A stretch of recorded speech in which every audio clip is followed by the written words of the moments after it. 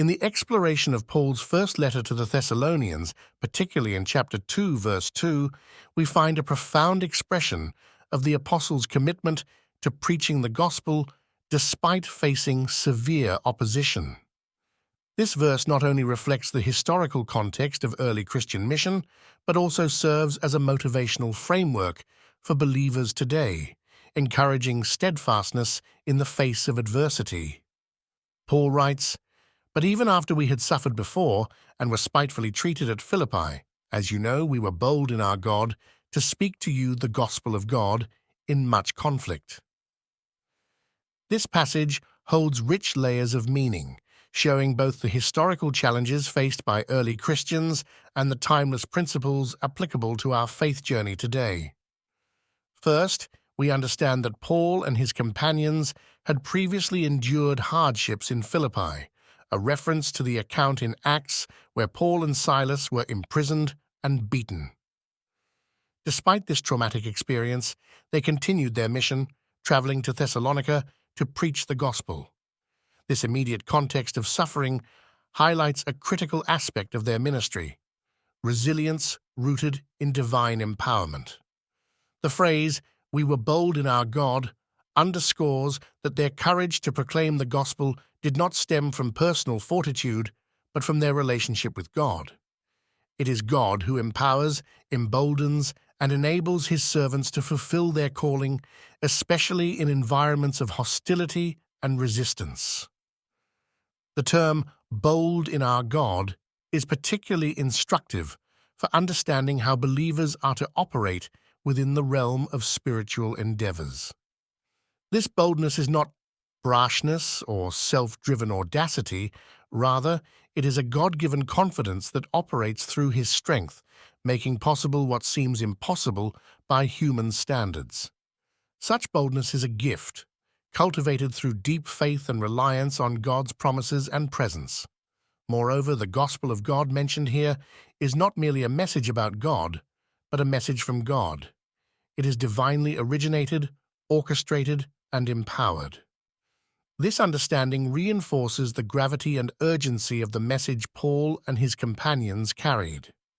The gospel is not human wisdom or philosophical speculation, it is the revelation of God concerning his plan for redemption through Jesus Christ, necessitating bold proclamation regardless of opposition. The phrase "in much conflict" reveals the environment in which this bold proclamation occurred. The term translated as conflict suggests an agonizing struggle, like that of an athlete in a contest. This metaphor is apt for describing not only external conflicts with those opposed to the message of the gospel, but also internal conflicts within the messenger, wrestling with fear, discouragement, and physical pain. Paul's admission of conflict serves as a reminder that the path of gospel proclamation is rarely comfortable or easy, often contested by both visible and invisible forces. Drawing from Paul's example, believers today are called to a similar boldness. This passage invites reflection on our own contexts. How often do we find ourselves shying away from proclaiming the truth because of fear of opposition or desire for comfort? The Thessalonian believers received the gospel amidst much conflict, suggesting that opposition does not negate the effectiveness of the gospel. Rather, it may even serve as the backdrop against which the power of the gospel shines most brightly. Furthermore, understanding that the original recipients of this letter were themselves experiencing persecution, Paul's words would have resonated deeply, offering not just encouragement, but also solidarity. He shared in their sufferings and was demonstrating through his own example that the afflictions endured for the sake of the gospel are not in vain. This mutual experience of suffering for the gospel creates a profound bond among believers, one that transcends time and cultural barriers. In applying this scripture today, we are reminded of the necessity of perseverance and boldness in our Christian witness. The same God who empowered Paul and Silas empowers us. The challenges we face in witnessing may differ in form, ranging from indifference and ridicule to hostility and persecution, but the divine empowerment to overcome these challenges remains constant.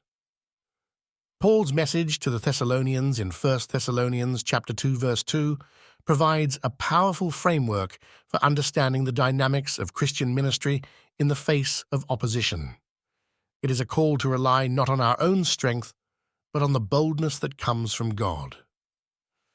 As we engage with our world, let us remember that the gospel we carry is of divine origin, demanding our utmost commitment and courage, empowered not by our capability, but by God's Spirit dwelling in us.